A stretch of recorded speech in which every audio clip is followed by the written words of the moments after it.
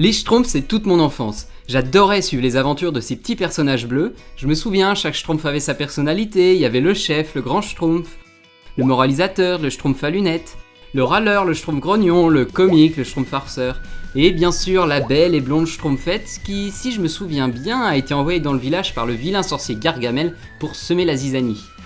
Bref, tout allait bien dans le joli village des Schtroumpfs jusqu'en 1991. Cette année-là, l'écrivaine américaine Kata Polite consacre une tribune dans le New York Times intitulée The Smurfette Principle. Elle y dénonce le fait qu'il s'agisse du seul personnage féminin de toute l'œuvre, et c'est vrai que cette Schtroumpfette est un peu seule parmi ces innombrables mecs. Kata Polite propose alors le terme de syndrome de la Schtroumpfette pour parler de ces œuvres culturelles dans lesquelles les femmes sont un peu noyées parmi une surreprésentation d'hommes. On retrouve souvent le schéma d'un groupe de compagnons avec plusieurs mecs et une seule fille, et en plus elle est souvent présentée de manière un peu stéréotypée. Et nombreuses sont les œuvres qui souffrent du syndrome de la Schtroumpfette. Toujours dans le monde de la BD, on peut citer Lucky Luke ou Tintin, les femmes y sont aux abonnés absentes. Dans les dessins animés, on peut prendre comme exemple les Tortues Ninja, Toy Story, ou Les Mignons, La Patte Patrouille. En fait, dans l'essentiel des dessins animés, qu'ils soient d'hier ou d'aujourd'hui, on constate qu'il y a beaucoup plus de personnages masculins.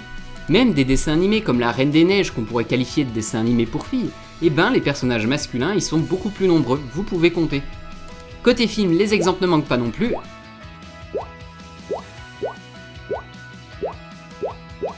Ni dans les médias et émissions TV.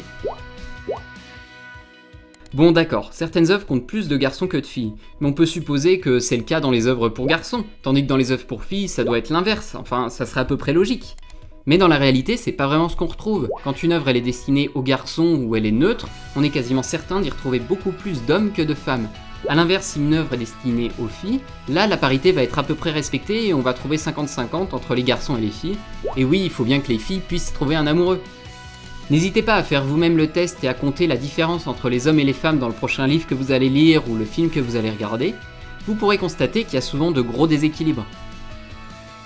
Mais bon, est-ce que c'est si ennuyeux cette histoire? Est-ce que ça pose vraiment problème dans la vie de tous les jours, ce syndrome de la Schtroumpfette? Le souci qu'il pose, c'est qu'on s'habitue à ce que les femmes occupent moins l'espace que les hommes. Finalement, c'est normal si les hommes occupent des rôles principaux alors que les femmes se contentent d'être dans l'ombre.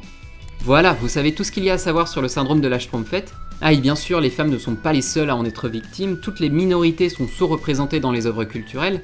Par exemple, les homosexuels, les personnes de couleur, les personnes en situation de handicap et j'en passe. Et donc pour se montrer ouverts et multiculturels, les studios ont pris l'habitude de rajouter une ou deux personnes issues de minorités, à côté d'un casting d'hommes blancs, séduisants et hétéros. Ouais, à vous de voir si vous trouvez ça suffisant. Heureusement, toutes les œuvres culturelles ne tombent pas dans cet écueil, et surtout, on sent une certaine prise de conscience au fil des années. Par exemple, dans la première trilogie Star Wars, Leia semble être littéralement la seule femme de la galaxie. Tandis que la nouvelle trilogie accorde une place importante aux personnages féminins. Je pense que c'est d'ailleurs une des rares choses que je préfère dans la nouvelle trilogie. Plusieurs œuvres ont également eu droit à leur remake féminin, on peut par exemple citer Ghostbusters ou Ocean's 8. Même les Schtroumpfs font maintenant leur équivalent féminin, depuis 2017 on trouve une bande dessinée, Les Schtroumpfs et le village des filles. On peut donc espérer que le syndrome de la Schtroumpfette ne soit bientôt qu'un lointain souvenir, et que les œuvres culturelles se fassent vitrine de la diversité et de la multiculturalité de notre planète. Je vous laisse réfléchir à tout ça, n'hésitez pas à partager vos avis dans les commentaires, à très bientôt pour une nouvelle vidéo.